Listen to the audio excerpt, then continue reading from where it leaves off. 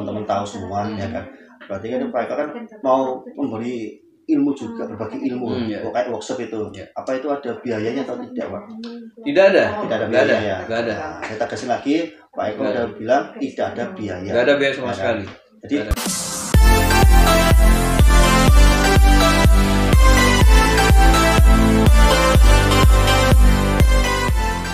Bismillahirrahmanirrahim. Assalamualaikum warahmatullahi wabarakatuh. Jumpa lagi bersama saya Iqbal di YouTube channel Cerita 7. Cerita sesuai tujuan. Terima kasih yang sudah subscribe maupun yang belum subscribe. Dan para fan YouTube dimanapun Anda berada, semoga kalian semua selalu dapat lindungan oleh Allah SWT dan selalu mendapat syafaat baginda Rasulullah SAW. Dan bagi yang lagi cari pekerjaan, semoga lekas dapat pekerjaan. Dan bagi yang lagi sakit, semoga cepat sembuh, hilang penyakitnya. Dan bagi yang rumah tangganya lagi cekcok, semoga lekas baikan. Dan yang memiliki hajat yang baik, apapun itu hajatnya, lekas dikabulkan oleh Allah SWT. Amin. Bil barakati syurwa yaumul fatihah. A'udzubillahi minasyaitonirrajim. Bismillahirrahmanirrahim. Alhamdulillahirabbil alamin arrahmanirrahim maliki yaumiddin. Iyyaka na'budu wa iyyaka nasta'in ihdinas siratal mustaqim siratal ladzina an'amta 'alaihim. Amin. Oke teman-teman fan YouTube Cerita 7. Kali ini saya mau cerita tentang masalah trading. Apa sih trading itu? Terus gimana sih untuk melakukan trading?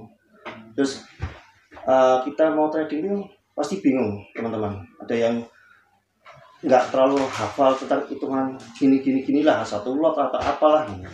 Nah di sini saya akan berbagi cerita untuk teman-teman semuanya fan YouTube Cerita 7 tentang masalah trading, biar penjelasannya itu lebih jelas lagi, lebih detail lagi. Saya punya narasumber. Kebetulan di sini saya bersama Bapak Eko. Ya. Pak Eko siapa, Pak? Saya lebih akrab dipanggil Eko Wahyu. Pak Eko Wahyu.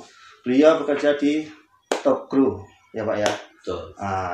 Kita tanya lebih dalam lagi. Kita tanya tentang masalah ini nih, perusahaan Top Grow ini legal nggak sih, Pak?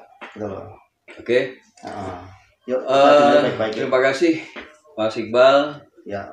Di konten YouTube-nya ini saya ingin memberikan sebuah penjelasan ya, tentang legalitas dulu ini. Legalitas ada. Kebetulan saya bekerja di PT Top Grow Future di Surabaya. PT Top Grow ini sebenarnya berdiri sejak tahun 2004. 2004 di Jakarta. Ya. Nah, kalau yang di Surabaya ini kan akuisisi ya. Jadi mulai dulu dari Danpak itu diakuisisi November tahun 2013. Ya kurang lebih sekitar eksis 8 tahun yang di Surabaya. 8 tahunan berarti di Surabaya. Betul. Nah, PT Top Grow ini memang salah satu perusahaan future di Surabaya. Yang legalitasnya langsung di bawah pengawasan Bapepti. Badan Pengawas Pasar Modal Komoditi. Badan Pengawas Pasar Modal Komoditi.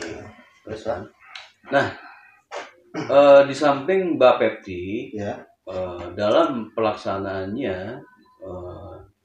Top Grow ini juga diawasi oleh OJK, Otoritas Jasa Keuangan. Kami sudah cukup lama ya eksis di bisnis perdagangan berjangka ini. Secara ilustrasinya, PT Top Grow ini memang sebuah perusahaan yang memiliki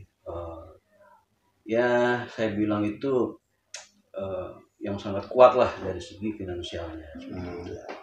Karena di samping perusahaan-perusahaan yang lain yang ada di Surabaya, di Indonesia pada umumnya, Top Grow ini memang sudah terbiasa ya mendapatkan ranking 5 besar. 5 besar, Pak. Ya, bahkan pernah 2 besar perusahaan future di Indonesia. Itu memang dari segi volume margin maupun dari kekuatan dari finansialnya. Seperti itu Mas Iqbal, sedikit ilustrasi tentang legalitas dari PT Top Grow. Berarti PT Top Grow ini bukan ilegal ya Pak ya? PT Top Grow ini sangat legal, resmi ya. Soalnya ada ya. apa tuh, ada sertifikatnya semua ya kita. Ada semua. Semuanya Jadi ya, kita gitu. memang betul-betul resmi, Resmi. legal, langsung di bawah pengawasan Kementerian Perdagangan. Jadi apa namanya? Memang kami ini langsung di bawah pengawasan Bapepti juga, kita termasuk diawasi oleh Otoritas Jasa Keuangan dan langsung di bawah payung Kementerian Perdagangan. Jadi kami memang betul-betul perusahaan yang sangat legal, sangat resmi, yang sejak tahun 2004 berdiri di Indonesia. Ya. Oke, bagi teman-teman Cerita 7 kan sudah jelas, maksudnya ini ada legalitasnya, bukan bodong, gitu loh. Terus saya memberi informasi kepada kalian semua, emang ini real. Saya pernah lihat sendiri dan saya juga kenal sama beliau juga, gitu loh. Karena dulu saya pernah dibantu sama beliau untuk masalah trading juga. Tapi kita tanya lebih dalam lagi, kan tentang legalitas, ya Pak. Yeah. Terus gimana sih Pak, sekarang ini kita mau tanya, gimana sih konsep trading yang benar ini Pak? Oke. Kalau konsep trading yang benar, ya, sebenarnya itu begini. Kita ini mau melakukan sebuah transaksi trading, itu harus memiliki beberapa visi dulu. Visi dulu ya. Visi yang gimana? Jadi gini, trading ini harus memiliki sebuah konsistensi ya. Kita harus konsisten, fokus, dan penuh dengan kesabaran. Sebenarnya itu dulu yang harus kita miliki. Yang harus kita miliki itu sebenarnya modal kita sebelum terjun ke bisnis trading itu memang kita harus memiliki ini dulu. Jadi fokus dulu ya. Fokus dulu. Artinya begini, fokus itu kita jangan menomor kesekian kali trading ini dengan pekerjaan-pekerjaan sampingan yang lain. Kalau kita fokus, saya yakin insya Allah hasilnya akan lebih bagus. Lebih bagus seperti itu. Berarti butuh kesabaran berarti untuk trading. Nah, setelah fokus, kita baru masuk kepada konsisten. Itu penting, konsistensi. Konsistensi itu memang kita itu karakter ya. Karakteristik setiap orang itu memang berbeda-beda. Nah, kalau kita sudah memiliki sebuah konsistensi di dalam sebuah trading, itu nanti akan semakin kuat kita itu. Artinya semakin kuat itu kita akan menemukan sebuah karakteristik pada diri kita sendiri itu semakin bahwa pekerjaan ini memang pekerjaan yang pas buat saya seperti itu. Jadi bukan untuk coba-coba. Jadi itu yang saya maksud konsistensi. Nah, yang ketiga itu adalah sebuah kesabaran. Kesabaran itu memang sangat penting. Karena apa? Dalam sebuah transaksi di bisnis trading bursa ini, bursa trading ya, itu memang harus sabar. Sabar itu menunggu momen. Kuncinya itu. Menunggu momen. Jadi soalnya apa? Pergerakan harga di bisnis perdagangan berjangka seperti future ini, itu memang tidak setiap saat pergerakan itu mengalami sebuah pergerakan yang signifikan. Tetapi memang ada momen-momen khusus, momen-momen tertentu itu ada pergerakan-pergerakan yang bagus. Ya, itu yang saya maksud, yang saya namakan itu adalah momen ya. Sabar menunggu momen. Jadi tidak dalam sebuah trading itu tidak melakukan setiap saat kita tuh melakukan enter buy, enter sell. Itu nggak bisa seperti itu. Soalnya apa? Ya, kalau misalnya kita tuh hanya beli, jual, beli, jual ya, semua orang pasti bisa. Tapi hasilnya saya tidak menjamin bahwa itu akan mendapatkan hasil yang baik. Gitu.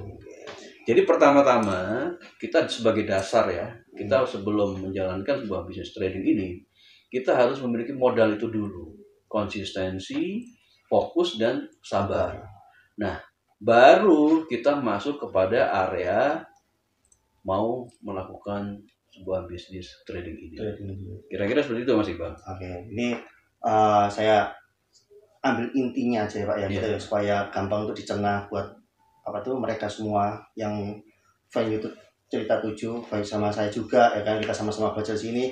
Intinya Pak, kita mau usaha apapun, yang penting kita harus yakin dulu, konsisten dulu. Kita kenali dulu produknya kalau kita mau usaha. Ya, betul. Benar kayak itu ya, misalnya gitu ya Pak Eko ya. Nah, jadi apa? Butuh kesabaran. Suatu usaha itu nggak mungkin langsung bisa melejit langsung atau langsung tinggi langsung, nggak mungkin bisa. Berarti butuh kesabaran pelan. Gitu ya kalau kesimpulannya yang sederhana ya Pak. Betul, betul. Jadi begini Mas Iqbal ya. Trading itu kan sebenarnya bagaimana kita itu menyamakan karakter kita ya. Kita ini sebenarnya gini, aku tuh cocok kok enggak sih dengan pekerjaan ini? Ya. Jadi itu. Kalau kita sudah merasa klik, sudah merasa cocok dengan pekerjaan trading, ya setidaknya kita harus belajar bagaimana pekerjaan ini bisa klik cocok dengan karakteristik hati perasaan saya dulu seperti itu.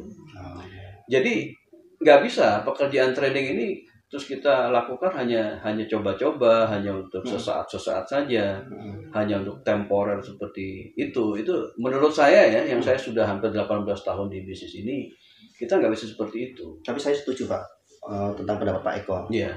Soalnya apa, nggak mungkin kita harus coba-coba ya kan gitu loh. Nggak bisa. Nggak bisa. Apa akhirnya nggak percuma, ilmu kita nggak akan masuk. Betul, gitu ya, Pak, betul, gitu. betul. Kita harus menjiwai juga gitu loh. Kita Betul. harus senangi pekerjaan tersebut gitu loh. Apapun itu pekerjaannya, kalau kita nggak menyukai pekerjaan tersebut, pastilah usaha itu pasti gagal. Betul. Ya gitu ya Pak ya kayak. Itu. Jadi sebenarnya trading begini. Ada sebuah apa ya, saya bilang itu filosofi ya. Filosofi. Trading for living. Trading for living apa itu? Nah, trading for living ini kan kalau kita mengimplikasikan sebuah trading ini kan artinya kan berdagang ya. Perdagangan, trading itu berdagang. Nah, kita melakukan perdagangan ini sebenarnya kan untuk untuk kehidupan kita. Sama halnya kita itu mau berdagang di apa aja. Kita mau berdagang di pasar apa saja. Kita mau jualan seperti bawang merah, bawang putih, lombok, itu sebenarnya teknisnya sama.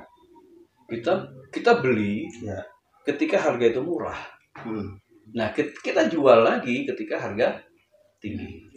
Itu teknisnya seperti itu. Teknis berdagangnya seperti itu. Nah, jadi sama halnya di bisnis trading berjangka ini. Kita apapun nanti yang akan kita perdagangkan, produk apapun yang akan kita perdagangkan, acuannya seperti itu.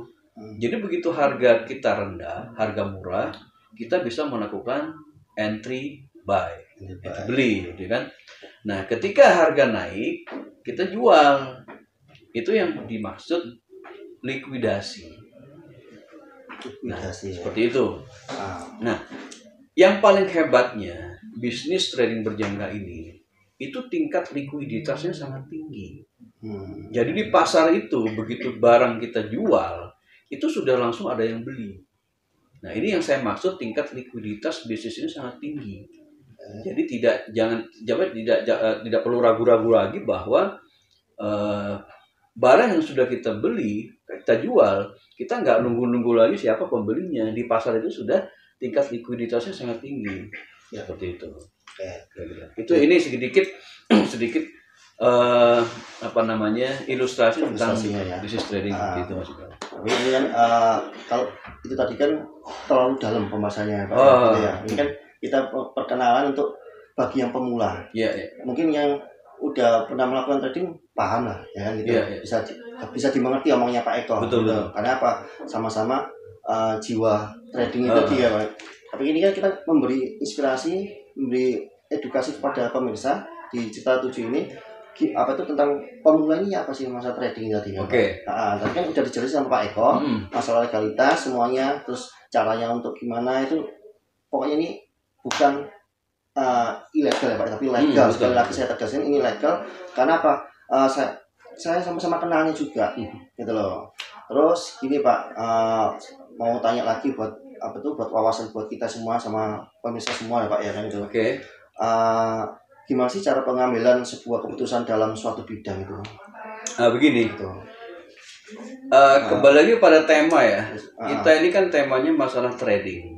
Nah, trading itu kita harus memiliki sebuah acuan. Di mana acuan itu adalah teknis dan fundamental. Fundamental. Jadi itu penguasaan kita dalam sebuah trading, berdagang di bisnis ini. Itu acuan kita itu harus kita memiliki sebuah wawasan dulu, di mana di situ teknikal ya, di bidang teknikal maupun di bidang fundamentalnya. Nah, teknikal itu ini yang dasar ya. Ini untuk pemula. Untuk pemula ya. Untuk pemula ini dasarnya. Penguasaan teknikal itu biasanya kita lebih berobservasi kepada hal-hal yang sifatnya itu nampak di layar PC maupun di layar laptop maupun di handphone kita seperti itu ya. Technical itu harga-harga yang real, harga-harga yang real itu teknikalnya. Nah, harus dikompar itu dengan maksud saya itu fundamental ya, faktor fundamental. Mohon maaf Pak, saya potong dulu ini Pak. Kan nggak semua orang mengerti tentang fundamental, bisa dijabari lebih. Betul. Ya, kita coba. Fundamental itu penjabarannya seperti ini. Fundamental itu sebenarnya kan untuk mengetahui data atau berita dari negara-negara yang memiliki faktor fundamental, bagaimana bisa mempengaruhi harga pergerakan harga tersebut. Jadi contoh seperti gini, itu di internet ya. Di internet itu sudah ada beberapa acuan untuk mengetahui berita-berita, data-data faktor fundamental suatu negara. Nah, di situ kita bisa dilihat dari contoh misalnya kita bisa lihat di CNBC, kita bisa lihat di Bloomberg, kita bisa lihat di Reuters. Nah, itu yang saya maksud faktor-faktor fundamental. Nah, faktor-faktor fundamental itu adalah biasanya kalau ada data-data berita dari sebuah negara, itu pasti akan mempengaruhi pergerakan harga di pasar, seperti itu. Contohnya misalnya ini yang paling gampang ya. Contohnya misalnya Presiden Amerika batuk-batuk saja, itu harga sudah berubah. Nah, harga-harga di Wall Street itu pasti akan mengalami pergerakan yang sangat signifikan sekali. Itu contoh kecil ya.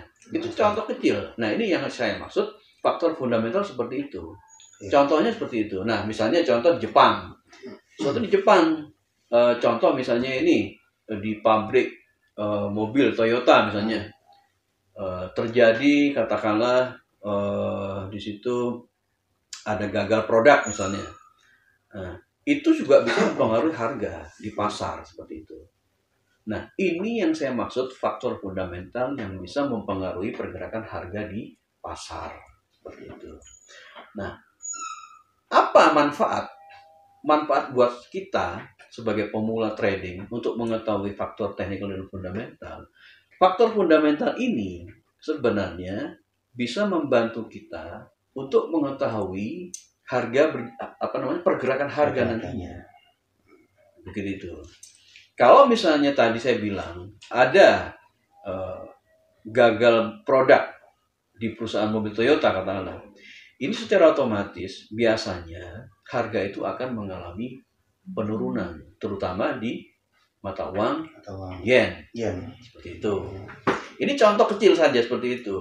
Nah, terus selanjutnya ya, trading itu kalau saya bilang itu memang sangat perfect ya, sangat perfect sekali. Soalnya apa? Di samping kita harus pinter-pinter menganalisa teknikal, juga harus mengetahui tentang fundamental itu tadi kan. Nah, kita juga harus benar-benar mengetahui, saya bilang itu kalkulasi. Kalkulasi itu memang ada beberapa rangkuman dari pergerakan sebelumnya. Itu yang saya lakukan selama ini untuk mengetahui apa? Harga terendah dan harga tertinggi. Nah, karena apa? Dalam sebuah trading ini sangat penting.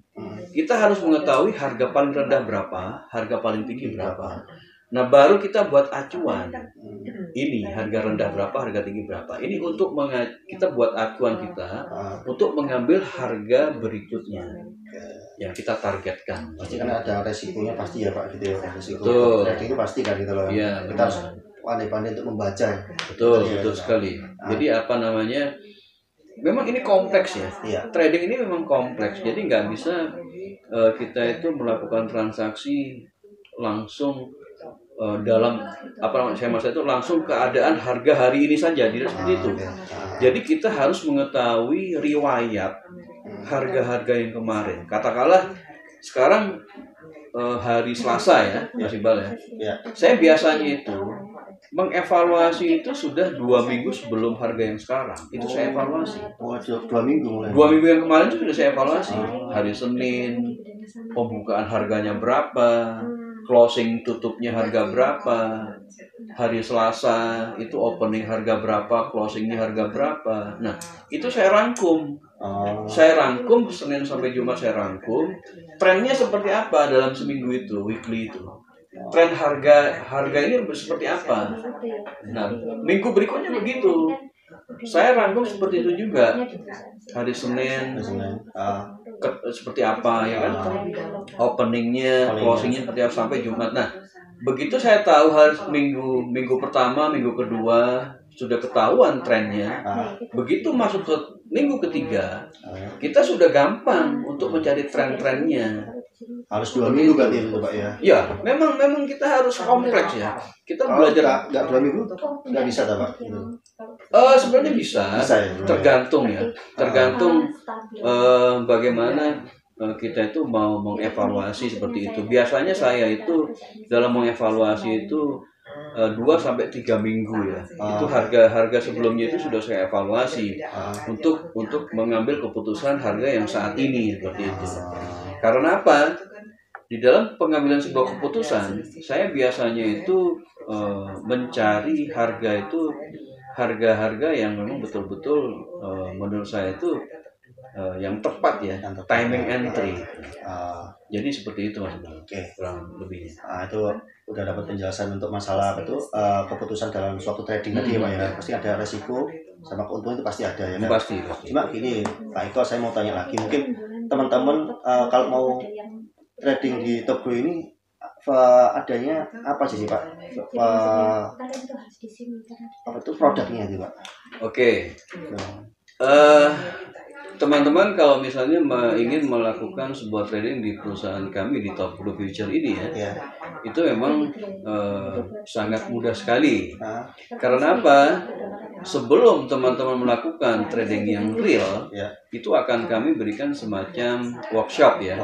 Kita berikan sebuah arahan-arahan ya. Nanti apa namanya? Kita berikan untuk melakukan demo-demo dulu seperti itu. Jadi kita memang berikan sebuah apa namanya? Ya pelajaran lah.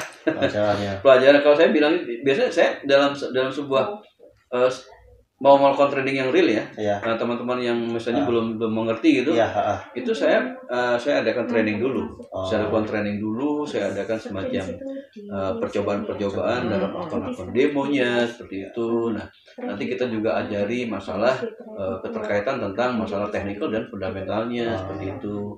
Jadi dalam sudah masuk ke apa namanya akun realnya, teman-teman sudah merasa yakin dan bisa seperti itu. Jadi memang kita ajari dari yang betul-betul ya dari awal sekali gitu, sampai benar-benar mengerti dan baru kita lepas untuk akun realnya. Iya, mohon maaf Pak Eko mau tanya biar teman-teman tahu semua ya kan. Berarti kan Pak Eko kan mau memberi ilmu juga, berbagi ilmu kayak workshop itu. Apa itu ada biayanya atau tidak Pak? Tidak ada biayanya. Nggak ada. Saya tegasin lagi, Pak Eko udah bilang tidak ada biaya. Nggak ada biaya sama sekali. Jadi ada biaya sama sekali. Open ya Pak ya, welcome. Siapa aja bisa. Pasti Pak Eko mau berbagi ilmu tadi. Bisa. Bahkan saya itu sering di dalam sebuah apa namanya bukan workshop ya, saya sering itu menjalankan ini apa namanya kayak apa namanya itu kayak training yang sifatnya apa maksudnya terbatas ya. Misalnya Oh, ada beberapa ada beberapa polanya teman itu gitu ya.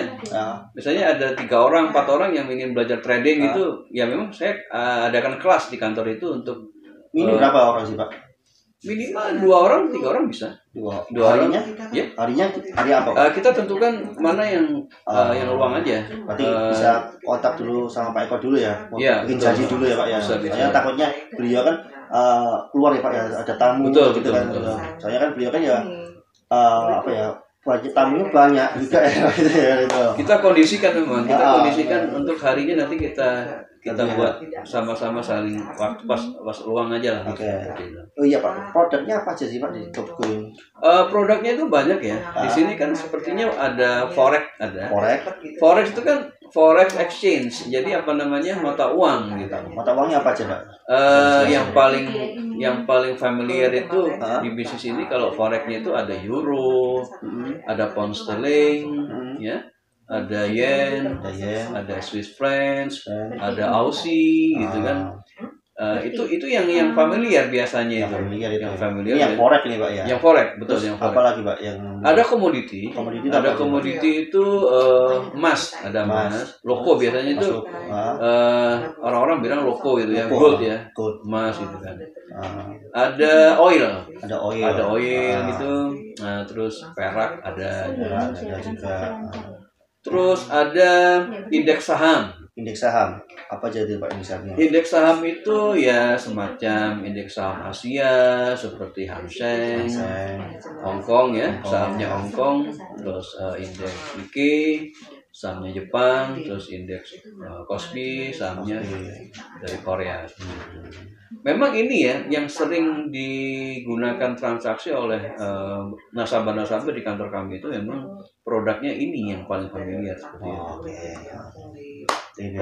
Iya. Awas udah tahu semua di Topgo ini kan banyak produk juga kan Pak gitu. Betul.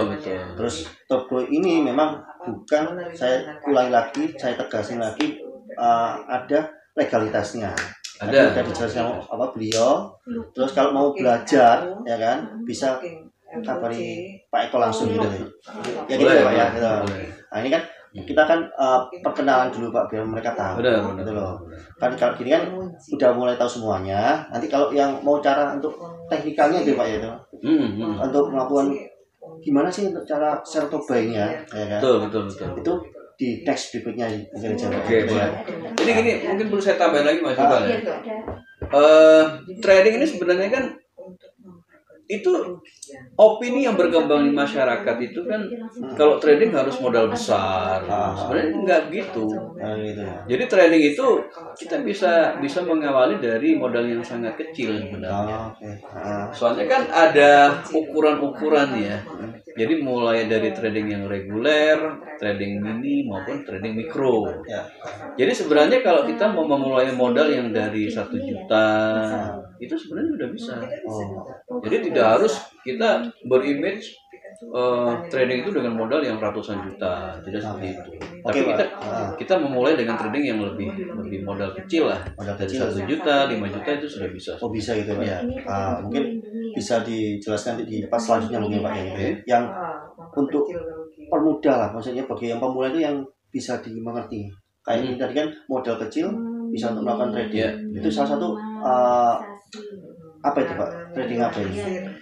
Semuanya bisa. Dari forex ya, dari apa tadi itu saya bilang forex mata uang ya, jual beli mata uang asing, terus kita main di indeks saham juga, indeks Nikkei dengan modal yang sangat kecil tadi juga bisa.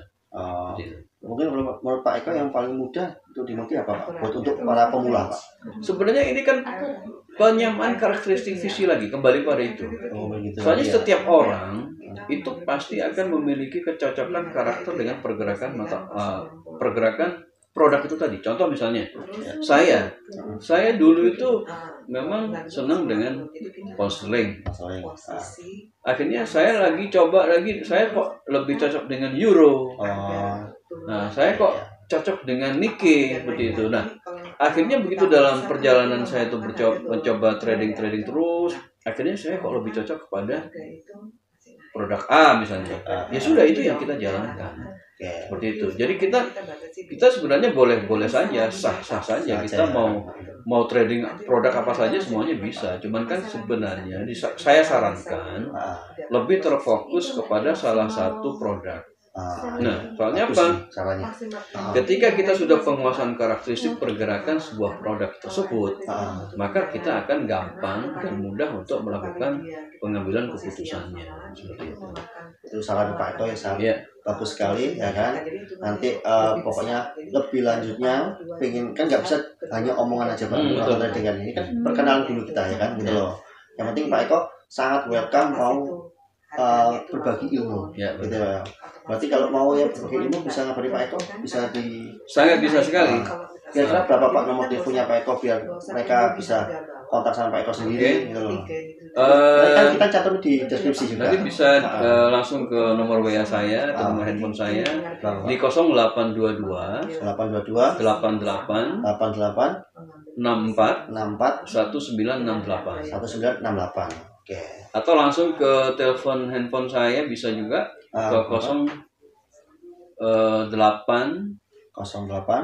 777 695 5858. Ya.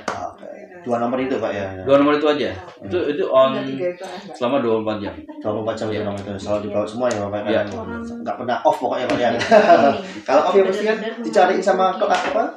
Klien ya. Kliennya ya kan. Enggak itu insyaallah on terus. Oke. Mungkin cukup lah untuk penjelasan dari Pak Eko ya kan. Saya terima kasih, teman-teman juga mengucapkan terima kasih kepada Pak Eko. Kalau mau silakan kontak tadi, saya cantum lagi.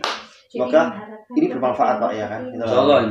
Amin. Pokoknya pasti bantu lah sampai Eko. Enggak mungkin enggak dibantu sampai Eko. Oke, kita akhiri dulu. Kita tunggu di part selanjutnya. Oke. Assalamualaikum warahmatullahi wabarakatuh. Waalaikumsalam warahmatullahi wabarakatuh.